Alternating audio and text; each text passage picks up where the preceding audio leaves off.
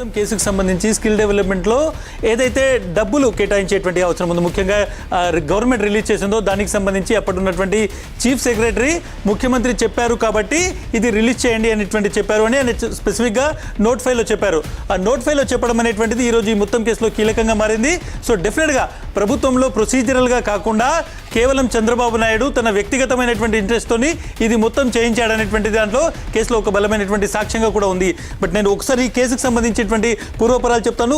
ఆ పూర్వపరాలు మనం ఒకసారి చూస్తే ఓవరాల్గా ఈ కేసులో ప్రధానంగా 2015లో ఏదైతే స్కిల్ డెవలప్మెంట్ కార్పొరేషన్ ఏర్పాటు చేశారో దాంట్లో 371 కోట్ల రూపాయలు ప్రభుత్వం రిలీజ్ చేసింది. ఇదే 10% ఆఫ్ ద టోటల్ ప్రాజెక్ట్. అంటే 3,356 కోట్లు ఏదైతే ప్రాజెక్ట్ ఉందో దాంట్లో సిమెన్స్ అనేటువంటి కంపెనీ ఏకమొత్తంగా ఒక గ్రాంట్గా 3,000 కోట్ల రూపాయలు ఇస్తుంది. 10% మాత్రమే ప్రభుత్వం ఇస్తుంది అనేటువంటిది ఎంఓయు. కానీ ఆ ఎంఓయులో ఎక్కడ కూడా డీటెయిల్స్ పెట్టలేదు. అయితే జీవో వచ్చే వరకు మాత్రము 10% గవర్నమెంట్ రిలీజ్ చేయాలి అనేటువంటిది పెట్టారు. ఆ జీవో ఆధారంగా 371 కోట్లు రిలీజ్ చేశారు. ఈ 371 కోట్లు ఎక్కడికి వెళ్ళింది అని అంటే డిజైన్ టెక్ అనేటువంటి ఒక కంపెనీ, సిమెన్స్ అనేటువంటి కంపెనీ ద్వారా డిజైన్ టెక్ అనేటువంటి ఒక కంపెనీని ఇంట్రడ్యూస్ చేశారు. దీనిలో 371 కోట్ల 25 లక్షల రూపాయలు ఏకమొత్తంగా ప్రభుత్వం నుంచి రిలీజ్ చేయడం జరిగింది. ఈ మొత్తం ఫండ్ ప్రభుత్వం నుంచి డిజైన్ టెక్ వెళ్ళింది. అక్కడ నుంచి పీవీఎస్పీ అనేటువంటి ఒక ఫర్మ్కి వెళ్ళింది 238.29 లక్షలు, 238 కోట్ల 29 లక్షలు. ఇది మెయిన్ ఏదైతే ఈ మొత్తం సిఫెన్ చేశారో, ఏదైతే మొత్తం నిధులను దారి మళ్లించారో పీవీఎస్పీ అనేటువంటి ద్వారా ఎక్కువ జరిగింది. ఇంకోటి ఆస్కీ అనేటువంటి ఏసీ అనేటువంటి ఒక షెల్ కంపెనీ ద్వారా దాదాపు 1,19,00,000 వీళ్ళు పంపించడం జరిగింది. సో ఈ రెండు ప్రధానంగా వీటిని ఫోరెన్సిక్ ఆడిటింగ్లో ఇవి రెండు దొరకడం జరిగింది. ఎక్కడి నుంచి పీవీఎస్పీ నుంచి ఎక్కడికి వెళ్ళాయంటే ఇవన్నీ కూడా షెల్ కంపెనీస్. మొత్తం 70 షెల్ కంపెనీస్లో కొన్ని షెల్ కంపెనీస్ని మనం ఇక్కడ మీకు చూపెడుతున్నాము. ఈ షెల్ కంపెనీస్ని కేవలం చంద్రబాబు నాయుడుకు దగ్గరగా ఉన్నటువంటి వ్యక్తులకు సంబంధించి డైరెక్టర్లుగా పెట్టి కొంత ఎక్కడ కూడా లేనటువంటి కొన్ని అడ్రస్లను క్రియేట్ చేసి అడ్రస్ల ద్వారా ఈ షెల్ కంపెనీలు ఏర్పాటు చేసి తద్వారా డబ్బును తిరిగి చంద్రబాబు నాయుడుకి అకౌంట్కి వచ్చే విధంగా ఏర్పాటు చేస్తారు. ఇందులో మనం ఏసీ అనేటువంటి షెల్ కంపెనీ దానిలో 56 కోట్ల రూపాయలు వెళ్ళాయి. ఈ డబ్బులు ఇక్కడ నుంచి వెళ్ళి ఆ తర్వాత మళ్ళీ ప్రభుత్వంలో ఉన్నటువంటి పెద్దలకు అంటే ముఖ్యమంత్రి చంద్రబాబు నాయుడు, అప్పటి ముఖ్యమంత్రి చంద్రబాబు నాయుడు మిగిలిన వాళ్ళకు వచ్చాయనేటువంటి చాలా క్లియర్గా ఇందులో అర్థమవుతుంది. 56 కోట్ల రూపాయలు ఒక ఏసీ అయినటువంటి షెల్ కంపెనీ ద్వారా దీన్ని తీసుకెళ్లడం జరిగింది. ఇందులో పూర్తిగా ఎన్ఫోర్స్మెంట్ డైరెక్టరేట్ కూడా ఇన్వెస్టిగేట్ చేస్తుంది. సో ఎన్ఫోర్స్మెంట్ డైరెక్టరేట్ ఈ డబ్బులు ఏ విధంగా దారి మళ్లించారు, ఎక్కడికి వెళ్ళారు అనేటువంటిది ప్రధానంగా వాళ్ళు ఇన్వెస్టిగేట్ చేస్తున్నారు. చాలా మందిని ఇప్పటికే అరెస్ట్ చేశారు. అరెస్ట్ చేసిన వాళ్ళకి సంబంధించి కూడా చాలా ఇన్ఫర్మేషన్ ఇప్పుడు ఈడీ దగ్గర కూడా ఉంది. ఈరోజు సిఐడి చంద్రబాబును అరెస్ట్ చేసేటువంటి ఈ కేసుకు సంబంధించి చూసుకుంటే ఏసీఐ అనేటువంటి షెల్ కంపెనీ ద్వారా 56 కోట్లు, నాలెడ్జ్ పోడియం అనేటువంటి ఇంకొక షెల్ కంపెనీ ద్వారా 45 కోట్ల 28 లక్షల రూపాయలు, ఈటీఏ అనేటువంటి ఒక షెల్ కంపెనీ ద్వారా 14 కోట్ల 12 లక్షల రూపాయలు, ప్యాట్రిక్ అనేటువంటి ఒక షెల్ కంపెనీ మనం చూడొచ్చు.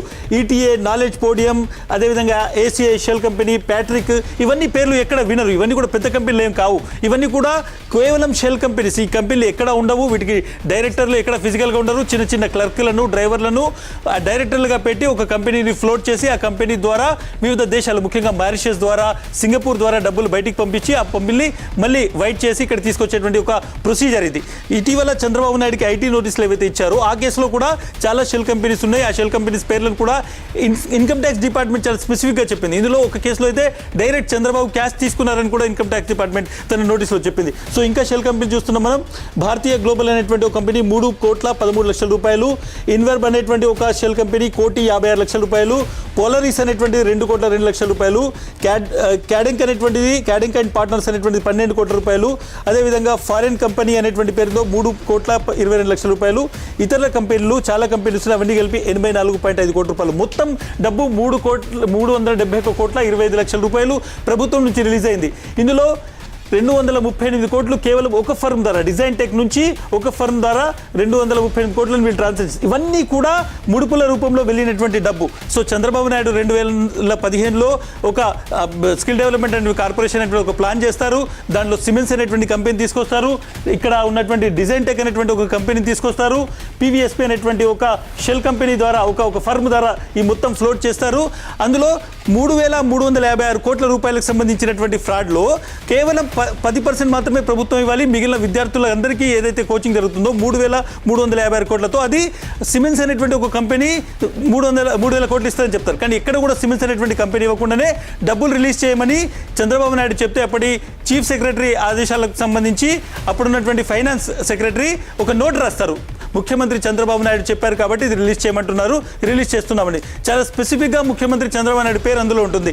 అక్కడ నుంచి డబ్బులు వెళ్ళిన తర్వాత పూర్తిగా దీనికి సంబంధించి ఏవైతే ఈ కంపెనీలు ఉన్నాయో, పీవీఎస్పీ అనేటువంటి కంపెనీ కావచ్చు, డిజైన్ టెక్ అనేటువంటి ఈ రెండు సంస్థలు ఏవైతే ఉన్నాయో, ఎక్కడ కూడా వీళ్ళు సర్వీస్ ట్యాక్స్ పే చేయకుండా, ముఖ్యంగా జిఎస్టీకి సంబంధించినటువంటి అధికారులు వీళ్ళ మీద అనుమానం వస్తుంది. ఇంత ట్రాన్సాక్షన్ జరుగుతున్నప్పుడు జిఎస్టీ కట్టలేదని 2018లోనే ఒక కంప్లైంట్ వచ్చింది. కానీ దాని మీద అప్పుడు ఉన్నటువంటి చంద్రబాబు ప్రభుత్వం ఎక్కడ కూడా దీని మీద ఎంక్వైరీ చేయలేదు. బట్ స్టిల్ మనం చూడొచ్చు ఇటువంటి చాలా డొల్ల కంపెనీలు ఉన్నాయి. ఇది మనం ఇది చూడొచ్చు, ఒక స్కిల్ డెవలప్మెంట్ సంబంధించి దాంట్లోనే 70 షెల్ కంపెనీస్ ఉన్నాయంటే, ఇన్కమ్ ట్యాక్స్ ఇచ్చినటువంటి ఇటీవల 118 కోట్లకు సంబంధించి దాంట్లో ఎన్ని షెల్ కంపెనీస్ ఉన్నాయి, అదేవిధంగా చాలా ఫైబర్ నెట్కి సంబంధించి ఇవన్నీ ఒక్కొక్క సంస్థ ద్వారా బయటకు వస్తున్నాయి. సో చంద్రబాబు నాయుడు షెల్ కంపెనీల ద్వారా ముడుపులు తీసుకోవడం అనేటువంటిది ఒక ఆర్గనైజ్డ్ క్రైమ్గా చేసుకున్నారు.